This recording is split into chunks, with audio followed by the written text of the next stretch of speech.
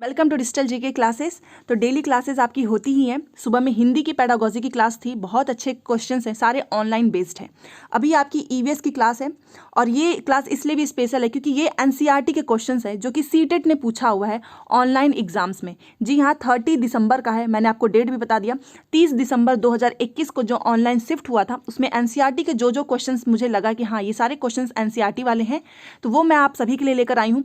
आप मुझे लास्ट में अपना स्कोर बताना कि 15 में से आपके कितने स्कोर हुए हैं और आपकी तैयारी अच्छी चल रही है या नहीं, क्योंकि सीटेट जो है इस बार आपको हर हाल में क्लियर करना है। क्योंकि बार बार ना तो आपके पास भी उतने पैसे हैं ना टाइम है, तो क्यों ना एक बार बस मेहनत करके सीटेट के एग्जाम को क्लियर करके केवीएस में के भर्ती में बैठा जाए। तो आप भी यही चाहते होंगे, तो बस मेरी भी यही हर दिन की एक कोशिश होती है कि मैं आपको बहुत अच्छे अच्छे क्वेश्चंस कराऊं जो कि आपको एग्जाम में जो है देखने को मिले। तो ये था। जो लोग पहली बार चैनल पे जुड़े हैं तो प्लीज़ चैनल को सब्सक्राइब जरूर करें, और अगर आपको मेरी मेहनत ये क्वेश्चंस अच्छे लगते हैं तो प्लीज़ इसे लाइक करके ही जाइएगा। आपके एक लाइक करने से मुझे सच में बहुत अच्छा लगता है, और अपने दोस्तों के साथ भी शेयर करें। तो चलिए स्टार्ट करते हैं। आज का बहुत इंपॉर्टेंट क्वेश्चन है ऑनलाइन बेस्ड। देखिए, हिंदी इंग्लिश दोनों दिया हुआ है, तो चलिए देखते हैं। विच of the following is the least used type of cooking oil in India. मतलब इंडिया में, भारत में खाना पकाने के लिए सबसे जो कम है, लिस्ट लिखा है देखिए, सबसे कम किस तेल का यूज किया जाता है, इसमें से आपको बताना है। आपको पता है मस्टर्ड ऑयल सभी के घरों में यूज़ होता है, कोकोनट ऑयल भी यूज़ होता है, ग्राउंड नट ऑयल मतलब मूंगफली का जो तेल होता है वो भी यूज होता है, बट पाम ऑयल ये भी एक एडिबल ऑयल ही है, इसका भी खाना बनाने में यूज होता है, बट इसका यूज़ जो है वो सबसे कम होता है। सो दैट्स वाई पाम का तेल इज राइट, क्योंकि हमसे सबसे कम पूछा हुआ है। नेक्स्ट क्वेश्चन है ये, अब देखते हैं 63।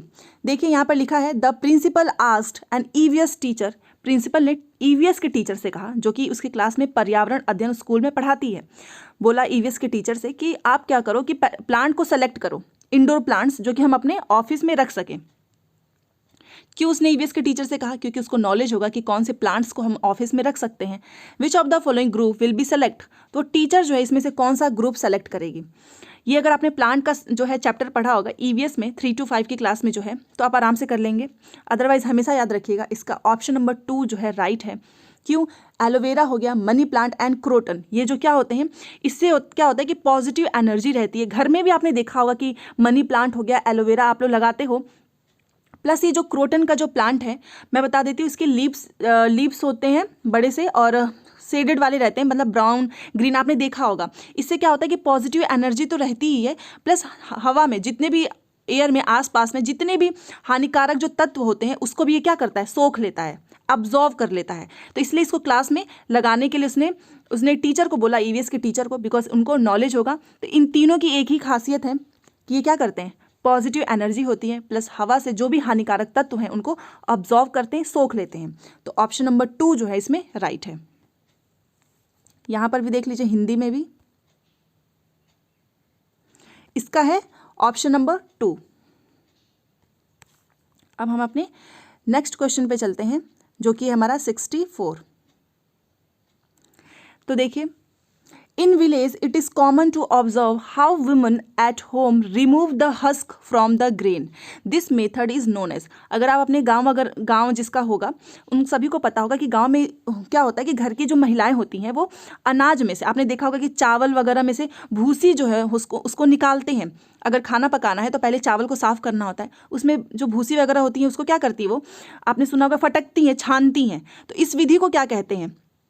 जो एक उस बर्तन होता है उसे वो उसकी सहायता से क्या करती हैं, भूसी को निकाल देती हैं। तो यही पूछ रहा है ये मेथड क्या, वो जो काम करती हैं इस मेथड को आप क्या नाम दोगे? तो उसे बोलते हैं विनोइंग। विनोइंग का मतलब होता है फटकना या फिर निष्पादन। आपने सुना भी होगा, घर में बोलते हैं कि हम चावल में से भूसी जो है उसको निकालना है या फिर फटकना है, निष्पादन, फटकना, इंग्लिश में बोलते हैं इसको विनोइंग।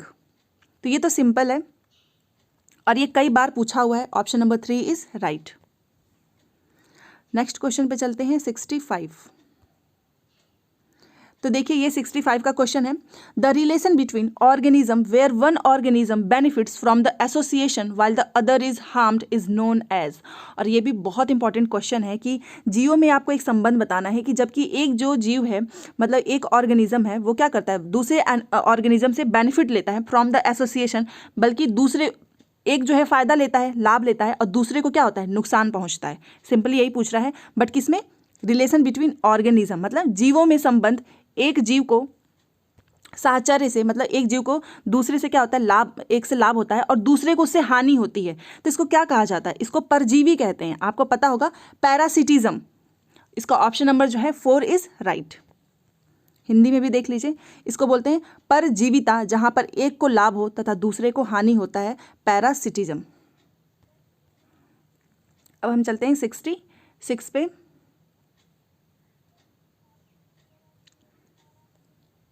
ये देखिए 66 में है कि एंडेमिक स्पीसीज आर, अगर आपको एंडेमिक स्पीसीज पता हो, जिसे क्या बोलते हैं, विशेष क्षेत्रीय प्रजाति, जो एक विशेष क्षेत्र में विशेष क्षेत्र में जो है वो पाए जाते हैं, मतलब एक पर्टिकुलर एरिया में, तो एंडेमिक स्पीसीज क्या होते हैं, ऑप्शन नंबर 4 स्पेसिफिक स्पीसीज।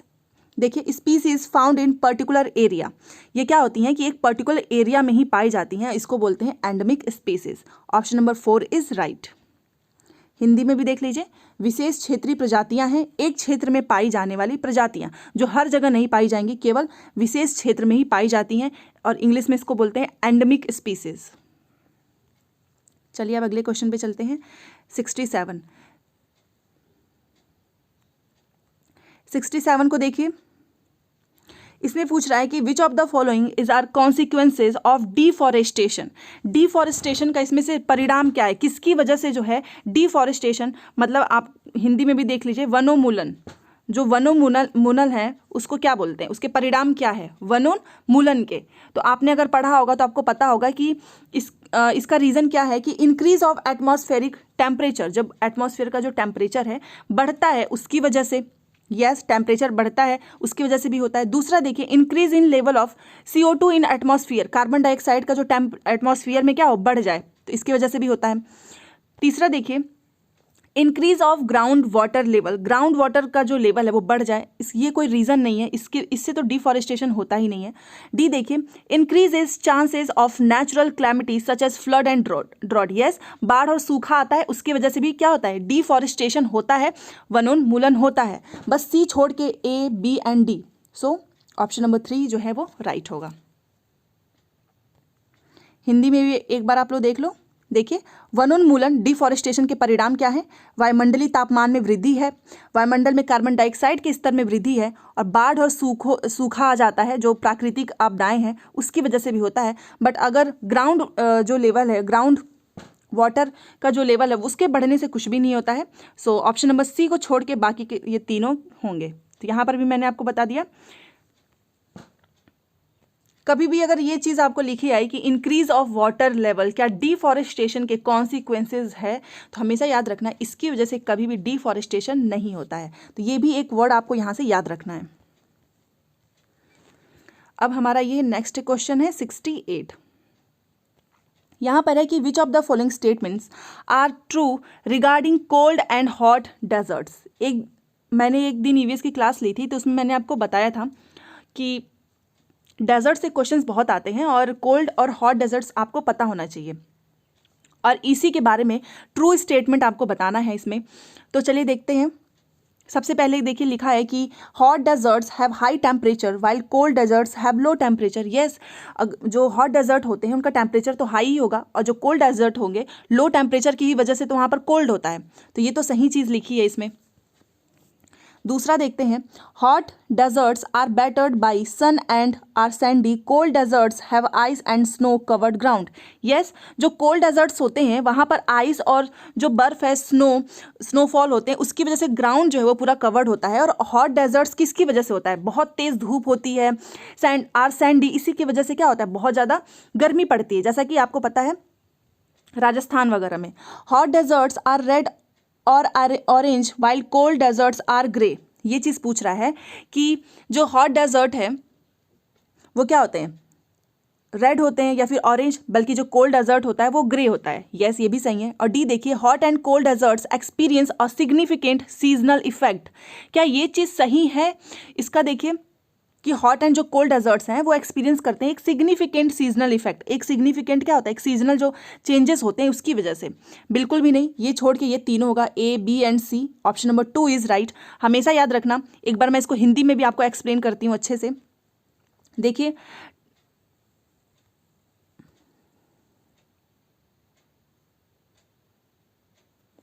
पूछा था कि ठंडे और गर्म रेगिस्तान को समझने के लिए निम्नलिखित में से कौन सा कथन सही है। आपको कैसे पता चलेगा कि ठंडा और गर्म रेगिस्तान?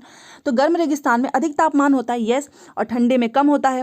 बी है कि गर्म रेगिस्तान पर सूर्य और रेत की, जो सैंडी लिखा था, सूर्य और रेत की अधिकता होती है, यस, मैंने आपको बताया कि इसकी वजह से बहुत गर्मी पड़ती है, रेत और सूर्य की रोशनी जिधर जब सबसे अधिक पड़ती है। और ठंडे रेगिस्तान में क्या होता है, बर्फ और जो स्नोफॉल है उसकी वजह से पूरा जो ग्राउंड है वो कवर होता है। गर्म रेगिस्तान जो है आपने देखा होगा कि एकदम रेड कलर का दिखता है, ऑरेंज कलर का, बहुत ज़्यादा धूप, और वो जो रेत होता है वो पूरा ऐसा लगता है कि लाल कलर का दिख रहा है। जबकि जो ठंडा रेगिस्तान होता है आपने देखा होगा एकदम हल्का स्लेटी कलर का दिखता है। ये भी सही है, बट ये लिखा है कि गर्म और ठंडे रेगिस्तान में ऋतु के उतार चढ़ाव के महत्वपूर्ण प्रभाव की अनुभूति की जा सकती है। बिल्कुल भी नहीं किया जा सकता है कि आप जो है सीजनल इफेक्ट जो है उसको वहाँ पर देख सकें। तो यही चीज़ मैंने आपको बताया, ये छोड़ के A B C, तो इसका क्या होगा, ऑप्शन नंबर 2 इज राइट। अब ये हमारा है 69 का क्वेश्चंस। देखिए, national parks are important for preservation of wildlife, which national park is the oldest in India. और ये आप सभी को पता होगा कि हमारा सबसे पुराना जो है नेशनल पार्क सब कौन सा है। और ये इसका इंपॉर्टेंस क्या होता है, क्योंकि यहाँ पर आप प्रिजर्व कर सकते हो वाइल्ड लाइफ को। वन्य जीव के संरक्षण के लिए जो नेशनल पार्क होते हैं वो बहुत महत्वपूर्ण होते हैं। और भारत में जो है सबसे पुराना जो है नेशनल पार्क कौन है, वो है जिम कॉर्बेट नेशनल पार्क, जिसका नाम अब बदल चुका है। अब इसका नाम नया क्या है, रामगंगा नेशनल पार्क। तो इसका नया नाम भी याद रखिएगा, क्या पता इस बार एग्जाम में ये नाम देख दे। तो जिम कॉर्बेट का ही नया नाम क्या है, रामगंगा नेशनल पार्क, जो कि कहाँ पर है, उत्तराखंड में है। तो ऑप्शन नंबर 2 जो है इसका राइट है। तो चलिए 70 नंबर का क्वेश्चन को करते हैं, और ये सीड से रिलेटेड है और ऐसा क्वेश्चन आपको देखने को मिलेगा ही। तो देखिए, नीचे दिए गए आपको ये जो इन्फॉर्मेशन लिखी है उसका आपको सही क्रम बताना है। क्या है कि पत्तियां आने के बाद अल्पवयस्क पौधा अपना भोजन स्वयं बना सकता है। हमको सबसे पहला जो सही क्रम होता है उसकी ओर जाना है। एंड देखिए, बीज एक छेद से, मतलब जो बीज है वो एक छेद से पानी को सोख लेता है। यह बीजावरण को क्या करता है, नरम कर देता है, और यह क्या होता है, फूट जाता है। सी देखिए, बीज से अंकुरण होता है और वह ऊपर की तरफ बढ़ता है। डी देख लेते हैं, इस स्थिति में बेबी पौधा जो है बीज में उपस्थित भोजन से, बीज में उपस्थित जो भोजन है उससे जीवित रहता है। ई, बीज से एक छोटी सी जो है जड़ निकलती है जो कि नीचे की ओर बढ़ती है। अब इसमें क्या पूछा है कि आपको सही क्रम को पहचानना है। इसका सही क्रम क्या हो सकता है, आप खुद बताइए। ये चीज़ तो होगी नहीं पहले, और ना ही ये भोजन स्वयं बना लेता है, ये तो बाद की प्रोसेस है। अब देखिए, ये बेबी पौधा वाला कि उसकी वजह से जीवित रहता है, बट पहले कुछ स्टार्ट तो हुआ होगा जहाँ से वो ये सारे जो प्लांट्स हैं, सीड्स हैं, इनका रूट क्या है, मतलब ये कहाँ से स्टार्ट हुआ, ये हमें बताना है। सी देखिए, बीज से अंकुरण होता है और वह ऊपर की तरफ बढ़ता है। इसका मतलब इसके भी पहले कुछ प्रोसेस हुआ होगा, और वो क्या था कि बीज से जो है, बीज एक छेद से पानी को सोखता है, यह बीजावरण को नरम कर देता है और फूट जाता है। फूटने के बाद से जो है इससे एक छोटी सी जड़ निकलती है जो कि नीचे की ओर बढ़ती है। तो बी होगा, उसके बाद से ई होगा। तो देख लेते हैं बी और ई कहाँ पर है। देखिए, इसमें ही है, बाकी किन तीनों में कहीं भी नहीं है। तो यही हमारा क्या है, राइट है। 70 का ऑप्शन नंबर 3। एक बार मैं आपको पूरा अच्छे से बता देती हूँ, इंग्लिश में भी बता देती हूँ। देखिए, सबसे पहले क्या होता है कि सीड्स जो है वो अब्जॉर्व करता है वाटर को थ्रू अ होल।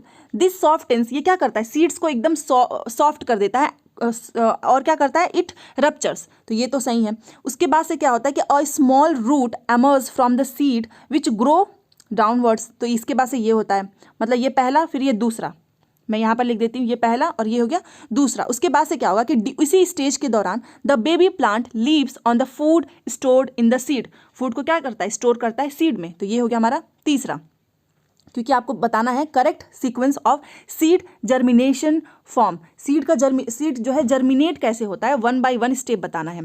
तो देखिए, ये भी हो गया। उसके बाद से क्या होता है कि a soft suit emerges from the seed and grows upward। उसके बाद से ऊपर की ओर बढ़ता है। And then after the leaves appear the young plants can make their own food, कि वो अपना खाना जो है खुद से बना सकते हैं। तो सबसे लास्ट में तो ए होता है। तो अगर आपको स्टार्टिंग का भी ना पता हो तो आप लास्ट से भी 2 ऑप्शंस को तो खत्म कर ही सकते हैं। तो ऑप्शन नंबर 3 इज राइट। अब ये है हमारा 71। देखिए, बाजरे के बीज की खेत से प्लेट तक की सही यात्रा को चुनिए। ये सीक्वेंस वाले क्वेश्चंस तो एकदम श्योर है आना। पिछली बार रोटी का पूछा था, सबसे सही क्रम बताइए। बहुत से शिफ्ट में पूछा था कि आप रोटी कैसे बनाते हो, तो पहले आटा लेते हैं, फिर पानी डालते हैं, गूंथते हैं, ऐसे ही क्वेश्चंस पूछे थे। इस बार भी है correct the choose the correct journey of bajra seed from field to plate. मतलब फील्ड से आपके प्लेट, आप जो खाते हो ना बाजरे की रोटी, आपके प्लेट में वो कैसे आ गई, उसका पूरा प्रोसेस क्या है, उसकी पूरी जर्नी आपको बतानी है, यही समझ लीजिए। तो सबसे पहले आप क्या करते हो, फील्ड में हार्वेस्टिंग करते हैं, देन थ्रेसिंग करते हैं, उसके बाद से विनोइंग मतलब फटकते हैं, ग्रिंड करते हैं, नीडिंग करते हैं, नीड का मतलब क्या होता है, उसको गूंथते हैं, रोल करते हैं, एंड रोस्टिंग कर देते हैं, मतलब उसको भून देते हैं। हार्वेस्टिंग ये सबसे पहला प्रोसेस होता है। और देखिए हार्वेस्टिंग सब में है, बट यहाँ पर देखिए थ्रेसिंग भी होता है। यहाँ पर पहले ही ग्राइंड कर दिया है, मतलब आप पहले इसको ग्राइंड कर दो, बिल्कुल भी नहीं, पहले हमको उसको क्या करना है, थ्रेसिंग करना है। यहाँ पर भी पहले ग्राइंड कर दिया है, और यहाँ पर देखिए सबसे पहले रोस्ट कर दिया है। तो ऐसे भी आप आराम से कर सकते हो, नहीं तो बस एक नज़र डालना और ये सोचना कि फील्ड से प्लेट तक कैसे आया होगा बाजरे की रोटी। तो सबसे पहले हम क्या करते हैं, हार्वेस्ट करते हैं। हिंदी में भी मैं आपको बता देती हूँ क्या करते हैं हम, काटते हैं। मान लीजिए आपने बाजरा जो है कि अब बोने का पहले का प्रोसेस नहीं पूछा है, यहाँ पर देख लीजिएगा, ये मत सोचना। वो बाजरे को क्या करते हैं, काटते हैं, उसके बाद से उसको थ्रेसिंग करते हैं, उसके बाद से विनोइंग मतलब फटकते हैं, जिसमें से भूसी निकल जाए। उसके बाद से उसको आप लेकर जाते होगे पिसवाने के लिए। जब पीस के आता है तो प्लेट में डाल के उसको गूंथ देते हैं, उसके बाद से उसको बेल देते हैं रोटी की तरह, देन हम उसको सेक देते हैं। सो ऑप्शन नंबर 3 ये तो ईजी होता है। और मैंने अभी आपको बताया था कि रोटी का भी पूछा था कि रोटी बनाने का प्रोसेस क्या है, सेम ऐसे ही है। तो ऐसे आपको क्वेश्चन देखने को जरूर मिलेगा। अब चलते हैं हम अपने नेक्स्ट क्वेश्चन पे, जो कि हमारा है 72। देखिए रेड डाटा बुक जो है, इससे क्वेश्चंस बहुत बार पूछा है, ना कि केवल सीटेट में, यूपी टेट हो गया, केवीएस सब में पूछा है कि रेड डाटा बुक जो है वो क्या रिकॉर्ड रखता है, यही पूछा है इसमें। और मैं आपको बता देती हूँ, रेड डाटा बुक जो है वो एंडेंजर्ड प्लांट्स एंड एनिमल्स को रखते हैं। याद रखना हमेशा, option number 4 is right. Hindi में भी मैं आपको बता देती हूँ, रेड डाटा बुक जो है वो क्या रखता है, लुप्त प्राय पौधे और जानवर। लुप्त प्राय मतलब जो एंडेंजर्ड है, जो बहुत कम मात्रा में जो है उपस्थित है या फिर खत्म होने की जो है कगार पे है, बॉर्डर पे है, उसको हम रेड डाटा बुक जो है उसमें उसका रिकॉर्ड रखते हैं, जिसे बोलते हैं एंडेंजर्ड स्पीसीज, मतलब एनिमल्स एंड प्लांट्स। स्पीसीज नहीं, animals and plants. Option number 4 is right. जिसे ना पता हो इसको प्लीज़ आप नोट जरूर करना, क्योंकि किसी ना किसी शिफ्ट में ये क्वेश्चन 100% आएगा, और एनसीईआरटी में भी आपने इसको पढ़ा ही होगा। अगले क्वेश्चन पे चलते हैं हम, 73। अब ये पूछ रहा है कि Nehru institute of mountaineering is situated in. जो नेहरू इंस्टीट्यूट ऑफ माउंटेनियरिंग जो है वो कहाँ पर स्थित है, तो ये तो फैक्चुअल क्वेश्चन है, आपको पता ही होगा कहाँ पर है, उत्तर काशी में है। याद रखना, ऑप्शन नंबर 1 उत्तर काशी। अब हम चलते हैं अगले क्वेश्चन पे। हाँ, ये तो मैंने आपको बता दिया था, 72, 73 भी हो गया। लास्ट में मुझे आप लोग बताना कि आपको आज की क्लास कैसी लगी है। ये देखिए, आइडेंटिफाई करना है आपको कि राज्यों में किसकी एक दिशा में समुद्र है। Identify which of the following states have sea on one side, एक दिशा में समुद्र, वो पहचानना है। और इंडिया का मैप जो है आपके दिमाग में होना चाहिए कि कौन से राज्य जो है वो किस दिशा में है। ये मैंने मैप टेलीग्राम पे भेजा है। आप अगर टेलीग्राम पे ज्वाइन होंगे तो वहाँ पर बहुत सारी क्विजेज भी मैं कराती रहती हूँ, तो वो काफ़ी आपके लिए प्रैक्टिस बहुत अच्छी हो जाएगी एग्जाम के समय तक। जब तक आपका एग्जाम आएगा आप बहुत अच्छे क्वेश्चन जो है ना कर चुके होंगे, क्योंकि आप टेलीग्राम से पढ़ते ही हो, प्लस यहाँ से डेली क्लासेस आप जरूर लेना। और मैराथन की भी क्लासेस मैं कराने वाली हूँ। तो आप अपडेट रहोगे, चैनल से जो है जुड़े रहोगे, तो आपको हर क्लास बहुत आराम से मिल जाएगा। इसमें आपको बताना है कि किसके जो है वन साइड में क्या है, समुद्र है, किसकी एक दिशा में समुद्र है। अब आपको तो पता होगा कि जो गुजरात है, क्या उसके आसपास समुद्र है या नहीं, इतना तो आपको पता ही होगा। तो गुजरात देखो सब में कॉमन है, ये देखिए यहाँ पर सब में लिखा हुआ है गुजरात। अब यहाँ से तो हमारी बात बनेगी नहीं, आगे और चलना पड़ेगा, क्योंकि एलिमिनेट हमको करना है। हमको क्या करना है, अपना पूरा जानकारी नहीं है, फिर भी हमको अपना सही आंसर निकालना है। तो हमारी अप्रोच यही होगी कि एक वर्ड को पकड़ लो, गुजरात तो चलो सब में है। अब क्या करेंगे कि दूसरा देखेंगे कि क्या महाराष्ट्र में है। यस, महाराष्ट्र में भी है, वन साइड में है। एक दिशा में समुद्र है ही, गोवा में भी है, कर्नाटका में भी है देखिए, और यहाँ तक सब में ये कर्नाटका है। बट यहाँ पर देखो मध्य प्रदेश, ये जो दोनों चीज़ें लिख दिया ना यहाँ पर, ये यहीं से एलिमिनेट हो जाएगा। ये मध्य प्रदेश में क्या एक दिशा में समुद्र है? बिल्कुल भी नहीं है। इसलिए ये दो ऑप्शंस तो देखो यहीं पे ख़त्म। यही होती है स्ट्रैटेजी कि आप दो ऑप्शंस को पहले एकदम ख़त्म कर दो ताकि कन्फ्यूज़न ही ना बचे। चलिए ये दोनों, ये जो ऑप्शन 1 2 है यहाँ तक तो सेम है, कर्नाटक कर्नाटक, केरल केरल, तमिलनाडु तमिलनाडु, आंध्र प्रदेश आंध्र प्रदेश। सोचिए सब कुछ एकदम सेम है। वेस्ट बंगाल यहाँ पर भी है। अब बचा है Andaman and Nicobar island and Orissa. इसी में से आपको बताना है। अब आप बताओ कि अंडमान निकोबार का जो है क्या एक दिशा में ही समुद्र है? अंडमान निकोबार आइसलैंड के बारे में अगर आपने पढ़ा हो तो क्या बस उसके एक दिशा में ही समुद्र है? और उड़ीसा का के बारे में भी अगर आप जानते होंगे तो मैं आपको बता देती हूँ, उड़ीसा के केवल एक दिशा में समुद्र है। अंडमान निकोबार आइसलैंड इसका राइट आंसर नहीं होगा। ऑप्शन नंबर 2 इज राइट, क्योंकि यहाँ पर पूछा था एक दिशा में समुद्र है, इसकी एक दिशा में नहीं है, इसकी एक दिशा में है। तो 74 का है ऑप्शन नंबर 2। और आप ऐसे ही क्वेश्चंस आपको देखने को भी मिलेगा। ये देखिए ये वाला जो है यही इसका राइट आंसर है, ऑप्शन नंबर 2। यहाँ पर भी देखिए गुजरात, महाराष्ट्र, गोवा, कर्नाटक, केरल, तमिलनाडु, आंध्र प्रदेश, पश्चिम बंगाल और उड़ीसा। और इस क्वेश्चंस को करने के बाद एक कॉन्सेप्ट तो क्लियर ही हो गया होगा कि इतने जो भी राज्य आएंगे और कभी भी इस राज्य में से कोई भी ऑप्शन दिखा, पूछ दे कि क्या इसकी एक दिशा में समुद्र है, देन आप ये क्वेश्चंस कभी नहीं गलत करोगे। प्रीवियस ईयर क्वेश्चंस इसलिए नहीं किया जाता है कि ये केवल क्वेश्चंस को रिपीट करे, आप यहाँ से आपकी जो अप्रोच होती है वो बहुत स्ट्रांग हो जाती है। अब हम चलते हैं अपने अगले क्वेश्चन पे 75। देखिए harvest festivals are major occasions of joy and gaiety, identify the correct statements. मतलब जो फसल काटने का जो पर्व होता है वो बहुत खुशी और उल्लास का प्रमुख अवसर होता है। और आपने देखा होगा कि कई बार जो है जब फसल कटने वाली होती है तो लोग कितना इंजॉय करते हैं, खुशी मनाते हैं, डांस करते हैं, गाना गाते हैं। तो इसका सही कथन आपको पहचानना है कि कहाँ पर जो है ऐसी चीज़ें होती हैं। सिंपल यही पूछा है, तो चलिए देखते हैं कहाँ पर होता है। क्या उत्तर प्रदेश, बिहार, मध्य प्रदेश में सेलिब्रेट होता है तिल संक्रांति? किसके ऊपर है ये? हार्वेस्ट फेस्टिवल के ऊपर है। बी देखिए Jharkhand celebrate Pongal and Tamil Nadu celebrates Nabanna, या फिर Gujarat celebrates Lohri and Kerala celebrates Onam. ये देखिए यहाँ पर है। एंड डी जो है ये देखिए महाराष्ट्र जो है गुड़ी पड़वा का जो होता है महाराष्ट्र में, और Assam celebrates Bihu and West Bengal celebrates जो है। ये देखिए ये सारे क्वेश्चंस देने का मतलब पता है क्या है कि आपको पता हो कि कौन से स्टेट में जो है फसल काटने पे कौन सी जो त्यौहार फेस्टिवल जो है वो लोग मनाते हैं। तो अगर आपको पता हो तो इसमें 4 जो ऑप्शंस दिए हैं इसमें से आपको कौन सा लग रहा है? क्या उत्तर प्रदेश, बिहार और मध्य प्रदेश में सेलिब्रेट तिल संक्रांति करते हैं कि नहीं? संक्रांति जो मकर संक्रांति वगैरह होता है जिसमें तिल के लड्डू वगैरह खाए जाते हैं, अगर आप उत्तर प्रदेश के हैं, बिहार के हैं, मध्य प्रदेश के हैं, ना भी हो तो याद रखना यहाँ पर होता है। ठीक है, ये तो बिल्कुल सही है। बाकी ये देखिए यहाँ पर गलत लिखा है कि झारखंड में जो है पोंगल सेलिब्रेट करते हैं। आपको पता है पोंगल कहाँ पर करते हैं? तमिलनाडु में करते हैं। ये तो यहाँ पर उल्टा लिखा है। गुजरात में जो है लोहरी नहीं सेलिब्रेट करते हैं, आपको पता होना चाहिए, पंजाब में करते हैं। ठीक है, ये इस वजह से ये गलत हो गया है। महाराष्ट्र में जो है गुड़ी पड़वा सेलिब्रेट करते हैं, अभी कुछ दिनों पहले इसका जो त्यौहार मनाया गया था। और असम का तो पता ही आपको बिहू।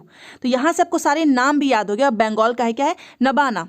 तो option number D and A is right. यहाँ पर देखिए ए और डी, आप इसका स्क्रीनशॉट ले सकते हैं।